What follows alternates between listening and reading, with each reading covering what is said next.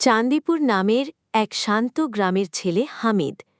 সকালবেলা মা ডাকে নামাজের জন্য, কিন্তু সে ঘুম থেকে উঠতে চায় না। বলে, আজ একটু পরে পড়ব। মা কিছু না বলে চুপ করে যায়। দিন যায়, হামিদের নামাজের প্রতি অলসতা বাড়তে থাকে। একদিন সকালে খেলতে গিয়ে পা পিছলে নালার মধ্যে পড়ে যায়। পুরো শরীর ময়লা পানিতে ভিজে যায়। চারপাশের মানুষ হাসতে থাকে। লজ্জায় সে চুপচাপ ঘরে ফিরে আসে। বিকেলে গ্রামের মসজিদে ইমাম সাহেবের খুতবা শুনতে যায় সে।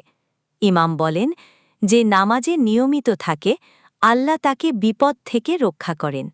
কথাটা তার হৃদয়ে গেঁথে যায়। সেদিনের পর থেকে হামিদ আর নামাজ ছেড়ে দেয়নি। ধীরে ধীরে তার জীবনে বরকত আসতে শুরু করল। দোকানের বিক্রি বাড়ল, মানুষ তাকে সম্মান করতে লাগল। হামিদ বুঝল, নামাজ শুধু দায়িত্ব নয়, বরং জীবনের শান্তি ও বরকতের উৎস।